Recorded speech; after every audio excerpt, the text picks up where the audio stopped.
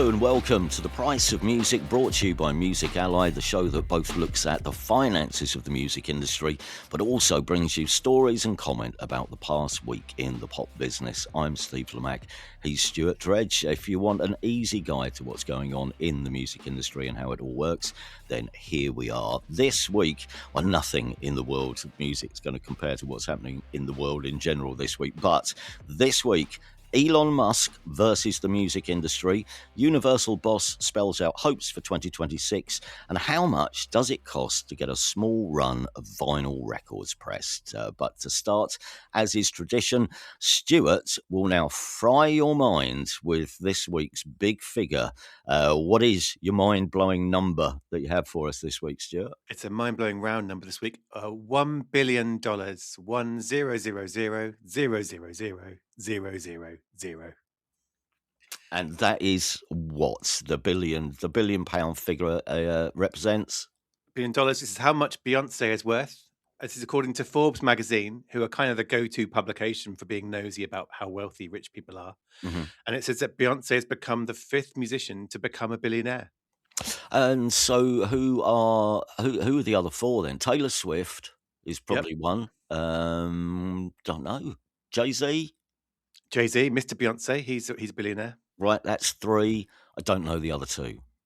Okay, one of them has a really popular laundry brand, and the other one very much doesn't.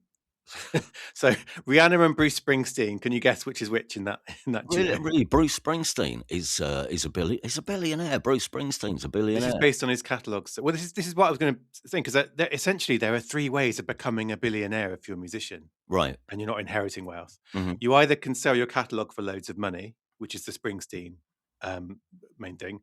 You can play massive stadium tours across the world, which is kind of the Taylor Swift and Beyonce route. They've been doing their tours. I think Beyonce's last tour did $400 million, and the one before that did $600 million. Right. Or you can have other business ventures. So Jay-Z made his money from his staking companies of various kinds and selling them. Rihanna made her money from her Fenty brand. Right. So yeah, so Beyonce is the fifth. Um, Okay. and There it also, I'm imagining, I don't know how life goes on in the Beyonce Jay-Z household, but I'm sort of imagining them sitting there on a Saturday night watching, I don't know, Celebrity Antiques show or something, looking at their bank balances and their phones, just saying, "Oh, what's yours? Mine's $1,468. What's yours?" So they're now both billionaires. They can stop competing if they are. Right, this week's three big stories. We've sifted through the news, and these are the ones which we think might be of interest to you. Starting with Elon Musk, who is unhappy about having to pay for music on X. Yeah, from one billionaire to another, we've gone. Um, this is a long story that goes back to 3 years ago now, nearly 3 years ago, when a group of music publishers sued Twitter, which is what it was called then, before it had been renamed as X, for copyright infringement. Essentially, they said that lots of music is posted on Twitter all the time, and no one's getting paid for it. It doesn't pay any royalties. And that kind of stands out because Facebook and Instagram and Snapchat and TikTok and YouTube, all these other social media companies, they do pay royalties and have licensing deals with the music industry. And even though people can argue and say they don't pay enough and it's not enough money, Hmm. they do have deals. And X and Twitter have never had that. So publishers are suing them. This case dribbled on for 2 years. And then last year, there was this filing where both sides said, we'd like to settle. Can you give us a 90-day pause so we can settle this case? And then nothing happened. And now X is suing, I think it's 18 music publishers and also the industry body that represents them in the US, the NMPA. And essentially, what X is saying is that the publishers have been colluding, which, I mean, collusion is one of the famously bad words in the music industry. You're not supposed to do it. Labels aren't supposed to act together Hmm. in that way. It's saying basically they're colluding to make it license all of them at once. And what it wants to do is license them individually and make them compete with one another. And one of the very weird parts of this lawsuit, and actually Music Business Worldwide has got a very good article about this week, picking holes in this lawsuit. X is saying it doesn't need to license all the publishers. It wants to license a few of them, which is not really how it works. Hmm. Like if you're a big social media platform, anyone can post any song. So you really need licenses covering everything. Hmm. But yeah, it's suing them, saying they're colluding. This lawsuit has got lots of things where it's like, look, this publisher posted a song on X itself, so it can't be cross about not getting paid. So it's a kind of it's a lawsuit that I think is going to be pushed back on very hard by the publishers. Mm. The NMPA, which is the industry body included in it, has already come out and said it's a bad faith attempt to distract from the argument that they should pay royalties. Oh, well, this is what I was going to say. Is it a distraction or is it merely a stalling technique to get around to push the problem further down the line by countersuing? Well, I mean, it does seem to be the way in the US sometimes. If someone sues you, if you're not going to settle, you sue them back. And the other thing is, there's a lot. I mean, we won't go into it in detail, but there's a lot going on with X this week, and it's Grok chatbot. It's in a lot of trouble over this the AI being used to undress women, sort of left, right, and center. And so this week, exactly, X is facing regulators across with it, politicians across with it, lots of calls to change that. So in a way, punting the music lawsuit down the road a bit might suit the company. Mm. Um, but yeah, from what I've seen so far, people are poking holes in this lawsuit and saying it doesn't really hold water. It's not how music licensing works. It doesn't seem to understand what you need to do. And as I said, I think the big thing here is that publishers are comparing what X does with all the other social media platforms who, Yeah. even Yeah. if they don't pay enough, they've all said, yeah, actually, we do need to have license deals because we know people want to post music. So, All right, yeah. story two this week, and in fact, some stats we alluded to last week, but to give us all some context of where the UK music industry is at the beginning of 2026. Some more details from this, the annual report from the BPI for 2025, including how much people listen to music and also how much money they spent buying and streaming music. Yeah, so this is interesting because it's two different sets of figures, one for how much we listen and stream and how much we spend money. Um, and they're both positive on the face of it. So the first set comes from the BPI, the labels body, who says that sales and streams of music in the UK grew by 4.9% last year. And Brits streamed 210.3 billion songs, which could have been a big number, couldn't it? I suppose Mm. bigger than a billion. And it's the 11th year of growth in a row, and they're very big on that. And I think we talked last week in the podcast about the BPI. A lot of their announcement was about how British artists were doing well as part of that. So I won't go over that again.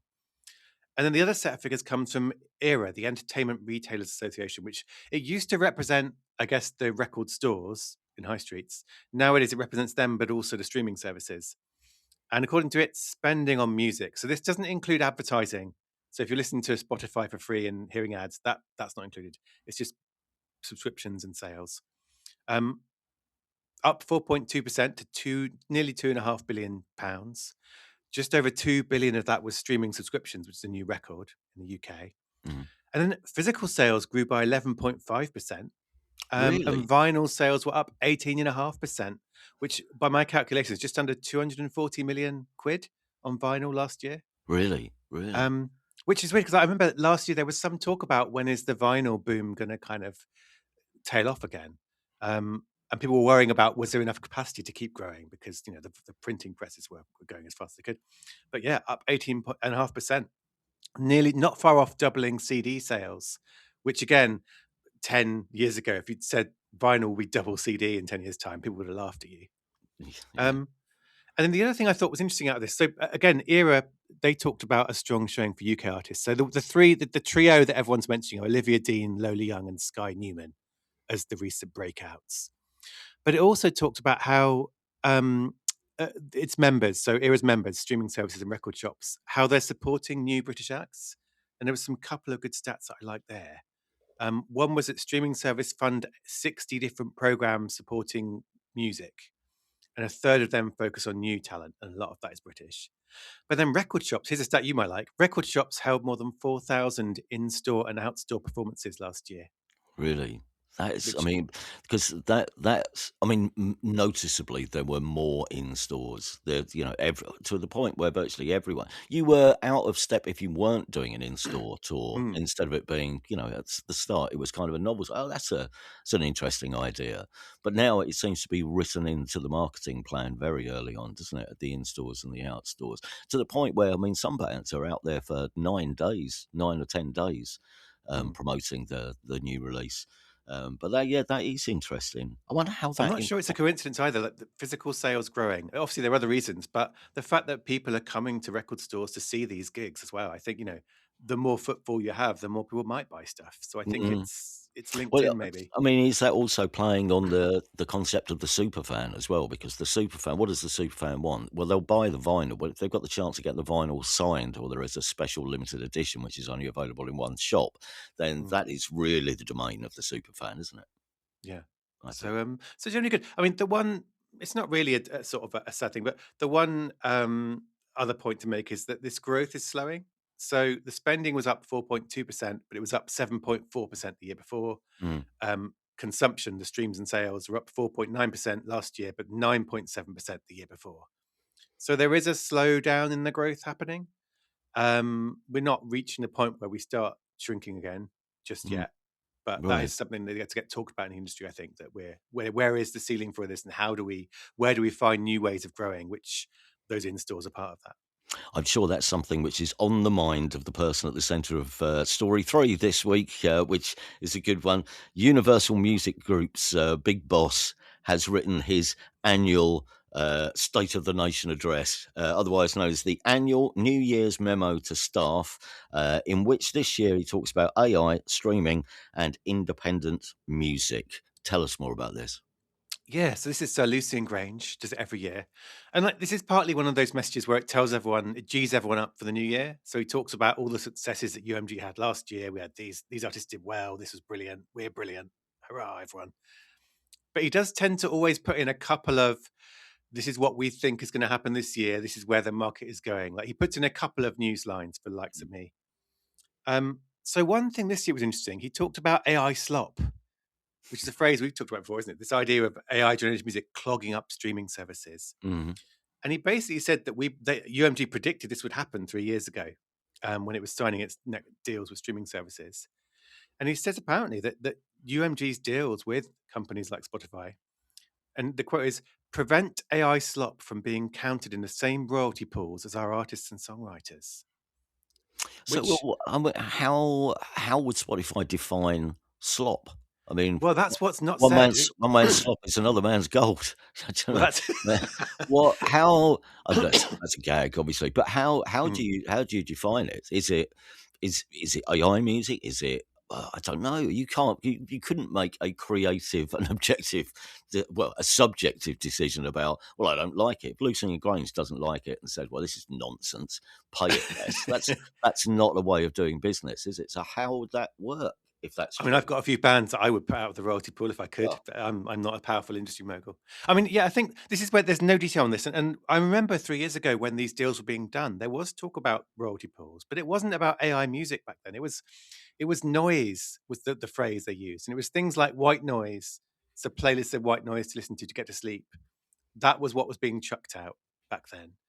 I don't remember anyone talking about AI slot, but this memo says, yeah, we had that in mind. mm, And so, what I think is interesting is, like, we know whenever we talk about an AI project getting loads of listeners and streams, and we particularly worry about that taking money away from human artists. What I took from this memo is that, in terms for Universal Music, they don't want that to happen. They want to actually separate it off, and that there is a future where that's possible in theory. In a future where every streaming service knows what's AI generated and what isn't, or what's fully AI generated, and they could hive it off and say, right, well, it's not in the same royalties pool. mm, If it's doing well, humans aren't doing. So, what I'm interested in is seeing how Universal takes that idea and what it does next time it renews its deals, and what that means for how services treat this. mm, The other thing that came through was he wrote about how Universal is doing deals with AI companies, and I sort of felt like what he was writing was aimed at musicians and artists a bit, musicians and songwriters, because he sort of said we can't we can't not engage with AI. We have to engage with this area. And he also said but we can't just let them do whatever they want. We have to do deals and we have to steer this. And I took that as a message to people because I think in the musician community, people are saying we're not sure about these deals being done between labels and AI companies. mm. I took that as him saying, actually, this is the best way to do it. Otherwise we just ignore them and we get disrupted. Which I mean, Or yeah, in a way is obviously. I mean, obviously that is true. I think what the artists and managers are thinking is, why aren't we more part of these conversations as to Mm, what form these deals take? And I think yeah. they feel a little bit, voiceless in this whole thing. So, and obviously, again, this is the boss of a record company saying, "Leave it to us." We know best. It's all fine. We'll get this sorted. You just carry on making your pop songs and leave this grown up business to us. Well, yeah, and to be fair, there's a lot in it about him saying everything we do is about protecting our artists and songwriters' work. So that's the strong message being put out. But yeah, I think the fact that it wasn't really mentioned about some of the tensions with those musicians and their bodies Mm, suggests because those are the talks that are going on right now. And so I'm not sure there is anything to say. Um, but yeah, and then the other things he mentioned just in passing were they're working on streaming superfan subscriptions with people like with streaming services. So we can expect that this year to have those higher priced superfan things that we talked about. And he also said about how important independent music is for Universal, and said we expect our downtown acquisition to go through, which we've talked about a lot, and we want to invest in that community. So, I mean, there was no news line there, but some of the people who've been protesting would have read that and gone, "Ugh," it would have put the hackles up. But it's clear that Universal sees independent music as very, very central to its business. If mm. it can get approval for its deal it's doing, and if it can carry Okay. on. Any other business this week? Oh, so this was a good one, which you sent us earlier on in the week. Sun Records. Remember the record label Sun Records, which helped launch Johnny Cash, of course, was on Sun Records for ages. Classic albums on Sun.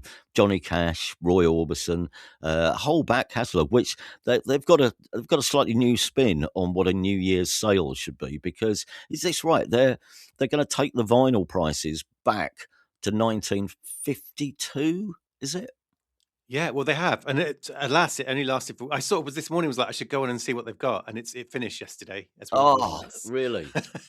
But That's annoying. That's it because is, I was going to get onto that later on. Never mind. yeah. So, what were they? Um, What was a 1952 price, and what sorts of records could we have got? Here's what you could have won. yeah. Well, this is all about Sam Phillips, who's the guy who founded some records, and I think he was quite a key figure in Elvis Presley's early days as well, wasn't he? And I Mm, think he was involved. So he died in 2003, but he would have been 103 this month, which is a slightly strange number to celebrate rather than 100. But and so, yeah, so the label's still going, and they put the prices back to 1952, which is when Sun Records was founded. Ran for a week, and it was Johnny Cash, Roy Orbison, and I didn't catch what the prices were, but I'm thinking it definitely wasn't what a vinyl record costs nowadays. no, no. Um, but this is something that's happening a lot more. Like anniversaries are really big for marketing back catalogs, like bigger than ever. Like you used to maybe have like a 40th anniversary box set type thing, but nowadays with social media and with streaming, everything is fair game. Like the anniversary of a label, the anniversary of a record. I got a press release yesterday with I think it was Olivia Rodrigo celebrating 5 years since her first breakout single, and she got David Byrne from Talking Heads to kind of cover it for the celebration. So everything is I think if you're a label, and a marketer, you're looking at this calendar and saying, right, what anniversary? What came out 3 years ago? What can we do with that? Even year album anniversaries are a thing now, where an album Mm. might get a new version with some extra tracks because it came out a year ago. Well, Um, it's probably popping up in your social media feed, isn't it? Saying 1 year ago or 5 years ago. So your marketing's being done almost already. But that's it. I mean, is this? I mean, this is wholly part as well of the fact that so much music is sort of still in our minds, and is still available. But just what's the way of making us spend more on it or listen to it more? Just because it's out there, it's just you need to just put it in front of people again. But you're right. I mean, I've talked to people at record label. They're always looking for something ways of repackaging music to Mm. make the most of out of the catalog which they've got. And the Um, pricing is quite clever. I mean, anyone could do that. You know, a label that released stuff in the 70s or 80s could do that, and it would still be a good deal with prices of what they were. And so I suspect again we'll see more of this where it's just a way of doing a cut price sale really to mm, drive thingy. But if you can peg it to something and say, look, mm. same price as it was when the album first came out. That's sort of, I mean, not exactly, but it sort of leads us quite nicely into because we haven't answered any of your questions so far this year, and we will do loads more of these across 2026. And as I always say, do get in touch. If there's anything you'd like us to examine, a part of the music industry that you'd like to know more about, do drop us a line. We got this from listener Martin Bull, who says, "Hi, Stephen Stewart. I've been a regular listener since the podcast was launched, and it's fascinating to see where the money goes. I run a podcast too called the Uncharted Sounds podcast, and That's the thrust of my mail and ultimate question for you both. In January 2025, we had an episode of the podcast that featured one of our favourite 90s bands, Crashland. I think, Steve, you're also familiar with them. I am, indeed. They were a good band. Do you remember Crashland at all, Stuart? I remember the name, but Oh, not really. that's their frontman, the singer, the songwriter, Alex. Excellent, great lyricist. Anyway, Martin continues. It was an episode that reignited some interest in the band online. In fact, on the episode, we featured a clip of a demo track that had never been heard before. And after the episode, their previous record company, Sugar Shack, contacted us as they wanted to remaster and release these demos along with the band's final EP as a vinyl offering under the the Bristol Archive record label. This is a label which specialises in low volume vinyl releases, and that is the crux of my question for you. How do bands that have a loyal but not large following get vinyl records produced, and what's the cost associated to it? And is there a number to sell where the band breaks even, or does it vary band to band? Martin adds the positive end to this story is that Crashland have a new release out at the end of January on coloured vinyl, the first release for 25 years, all prompted by an appearance on our podcast. Thank you very much, Martin.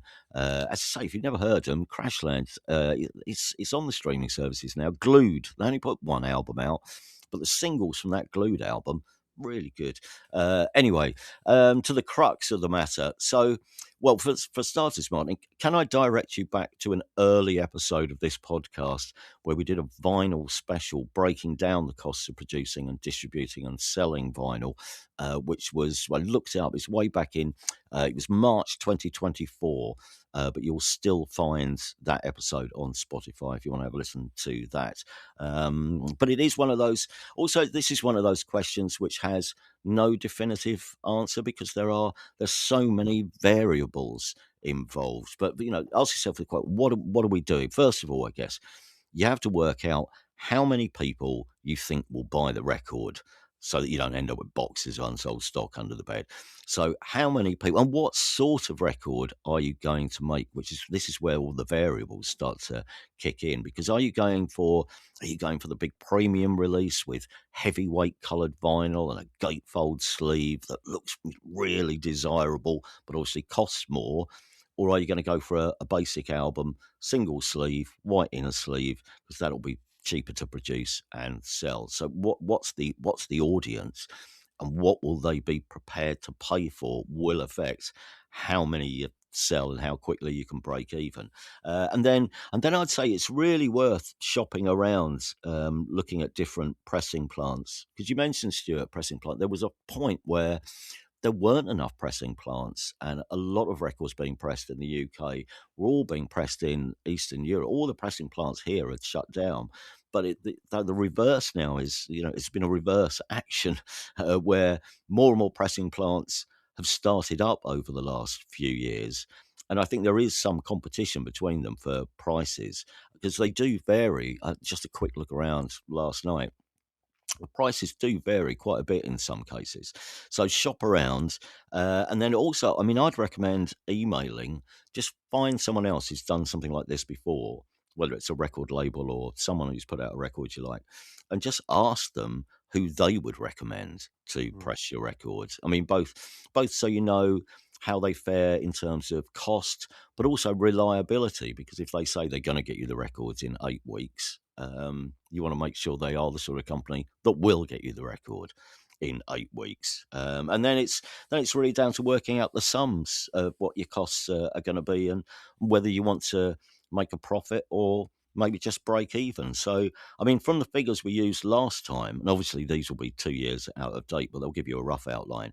We spoke to a contact from a long-running independent label who talked us through some of the costings. And as I say, without doubt, probably these prices have gone up since last time. But as I say, do shop around. But sticking with the numbers that we had before, so let's say you're an artist then with a small fan base. You want to press 300 copies. Now, obviously, a vinyl pressing is all about economy of scale, which I think is what you may be hinting at here, Martin. But at that point, if you press 4,000 albums, the unit cost, the cost per album, quoted by the pressing plant that this label were using, was £2.50 a copy. That's without that. But £2.50 a copy. For, however, a shorter run of 300 copies, the price per copy shoots up to £7, or at least it was at the time with this particular pressing plant. And obviously that's because a lot of the costs involved, they're all the one-off things you have to do at the start with the expensive stuff, like you've got to cut the record, create the lacquers that we use to press the albums. And obviously the more you use this stuff, the more the price comes down, if you see what I mean. But anyway, £7, should we say £7 per copy unit cost times 300? I make that, what's that, £2,100? But remember, that's for your manufacturing costs. If you are putting a record out for someone else, so if you're effectively acting as the record label, don't forget you'll also have to pay mechanical royalties as well to the band. So add that to your total. Mechanical royalties are currently, it's 8.5%. I think it's 8.5% of dealer price. I'll check that, but obviously the dealer price is the price that you sell your record to a record shop for, and we'll come back to that in a minute. But bear in mind other royalty costs and other things which will crop up. But for the basis of this example, let's just say you're just the band, so you can ignore paying yourself royalties if you want to. So you have a cost of £2,100 in 2024.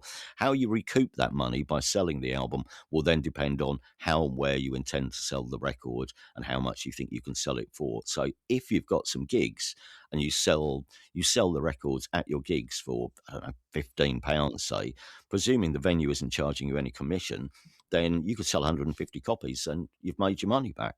But if, however, you want to put your albums into shops, then it becomes more expensive. You will find more costs involved because, one, you'll need a distributor to physically deliver the records to the shops. I mean, that's if the shop wants to stock your record. They might not think it's going to sell, in which case they won't want it. They won't want it clogging up their racks. But they say, yeah, okay, we'll take one or two. The distributor will then take 20% of the dealer price for doing their job. Now, in the example we used before, the dealer price, and this was a reasonably well-known band who's had top 40 records in the past. But the dealer price was £16. So that's what you sell the record to the shop for. The shop buys it off you for £16. The shop will then add, to cover their own, their own cost, there will be a markup, let's say £9 for ease of maths, and that will give you a retail price of £25. So your album costs a fan in the shop £25. As I say, 9 of that goes to the shop. That leaves you with £16. The distributor takes their 20% of dealer price, which is £3.20. That leaves you with £12.80 a copy. Although at this point, I will say we haven't added in costs of getting the record to the distributor's warehouse, because obviously they can't distribute the record till you've sent it to them. And there's all sorts of various sundries and breakages and things. So let's say we reduce the money you're getting to £11 a copy. But that would still give you, what's that, a £4 profit? And again, you're even after about 190 albums if you're not paying royalties. But this, of course, is, again, it all depends on whether it sells and what the demand is and whether the shops stock it. But yeah, just on costs, yeah, you can probably recoup after a couple of hundred albums as long as there's no disasters along the way. As I say, if you're not paying mechanical royalties, which I guess will be between £300 and £400. So to come back to your point, Martin, a band with a small but loyal fan base, if you think you have 300 fans who will definitely buy the record, the best is the most economical thing to do is sell it at gigs, or indeed sell it online, which is where websites like Bandcamp become incredibly important, because again, you could sell your record for £15, charge the fans postage, and again, you're out of debt reasonably quickly. And I'm not saying don't put your records in record shops, because record shops are really important, and it is they all are also they're really good gatekeepers. They're arbiters of taste, aren't they? Most people who run record shops will always be giving people recommendations. So who knows? That's another way of actually almost publicising the band if the guy or the girl at the record shop thinks, "Oh yeah, this is great. I'm actually gonna push this." So yeah, that's reasonably how it works. You could, of course, and again, if you think the demand is there, you can push the price up, make a few bob, and put it back into maybe putting out something else.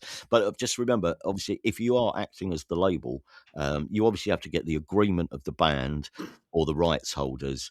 Before you put the music out, you might have to, and you might have to pay the people who own the records a licensing fee for it. But that's I guess that's all we need to impart. I would say, because there is no easy answer to it. If you are doing this for the first time, I will carry on saying I recommend talking to someone who's done it already, because they'll tell you the pitfalls and the unexpected costs, and they will be able to lay it out a lot better than I can, I think. But I hope that gives you a rough idea. If, by the way, if anyone listening has any further advice or up to date information, or would like to add any detail to this, or if we've got anything slightly wrong, do let us know and we'll pass it on in a future episode. But thank you very much, Martin. For getting in touch. We'll give you the email address for your correspondence in just a second. One last piece of any other business very quickly. Spotify have got a new feature. I'm not sure anyone actually wants this. Tell us about it. Well, yeah. So it's part of its messaging features, which were added back to the app last year. And now you can see a feed of what your friends and family are listening to as they listen, Oh, which is something that was in Spotify a long time ago in its computer app, like a little sidebar with everything your Facebook friends played. And then they got rid of it because they were like, no one wants it. And now yeah. it's back, which I don't know. I mean, I don't know what I think about. Well, I've got two thoughts on this. One is there are people who are my very close friends and family who I don't share any musical taste with, and I don't want to see what they're playing, and they don't want to see what I'm playing because it's No. useless. Yeah. But there are people I'm tangentially connected to who have amazing taste, who I do want to see. So, and if any feature like this has to kind of take that into account, I think I don't want to see what my mum is playing, for example. Not that I'm insulting my mum's music taste, but I do want to see what the friend of a friend who I know shares my taste is. I wonder But why they do why have they put are they just is one are the streaming services just looking to add what they believe is more value? So they're just going to add any new features in, regardless of whether we I need them think or not. I think there's a new push of like, so they all had social features years and years ago, and they got rid of them because they weren't really working. And so what's happened is you play the music on Spotify and its rivals, and you talk about it elsewhere. You talk about it on Yeah, yeah, Twitter as was. And I think there's a little move again to say actually we want to try and build something. We want to have people seeing, chatting to each other and chatting about music and commenting within these services. So I think this is part of a bigger wave of that, of saying, can right. we become the place you talk about music as well as the place you listen to it? But I don't know. I mean, there's one example from when they used to have this feature, and I remember once I logged on, and one of my friends was at the top of this little sidebar, and she was listening to "Hooray for the Riff Raff," and I was like, "That's a weird band name. I wonder what they like." Clicked on it and fell in love because I love them. Weirdly, I remember meeting that friend a couple of years later saying, "Oh, I discovered Hooray for the Riff Raff because of you," and she was like, "Who are they? I don't remember them." Because they just been playing a playlist, I think, and they happen to be on Yeah. it. So it's a weird signal. It's not a very you're not seeing what your friends are loving. You're just seeing literally what they're playing right now. And Mm. eh, to take you as an example, you might be playing music because you're listening to a band for research to see if they're any good, and you might be sitting there hating it. But it can't tell me that. It can just say Steve Lamacq is playing this song. But I think we're going to see more of this. So I think they're going to be trying to Mm. get us spending more time in these apps, and that's going to involve talking, commenting. Oh, good. And finally, this week, what's a 33-year-old emo to do when her friends stop wanting to go out to gigs? Here's the heartwarming internet tale of Chris Attridge and the London Metal Ladies.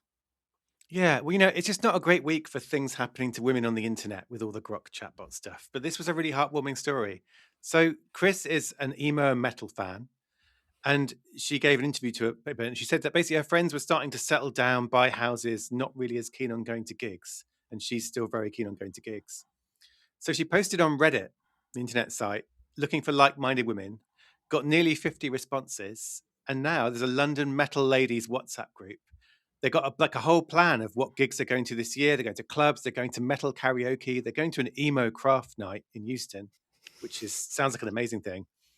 And just this the end of this story was her saying you should never be afraid to put yourself out there because it could end up being one of the best things you've ever done. Mm. And I just thought in all the stuff going on about like the internet kind of driving people apart, this is a really nice story about it bringing like-minded music fans together. So good on Chris and good on the London Metal Ladies. I mean, that is a proper and finally story. Thank you very Mm. much. That is it for this week. Thanks for listening. If you are into what we're trying to do here, which is basically demystifying the industry one small step at a time, do feel free to pass the word on to friends, family, colleagues, and any rogue musicians you might know. You can also support us via Patreon. In fact, if you sign up to be a super fan, you get to join us for our weekly lock-in, where some of you get to stay behind after hours for an extra 15 minutes or so of bonus material. You can gain access to that by becoming a super fan of the show at patreon.com/the price of music. Alternatively, if you'd simply like to get in touch with us, drop us an email at the usual address, thepriceofmusicpodcast@gmail.com. Until next week, take care. Cheerio.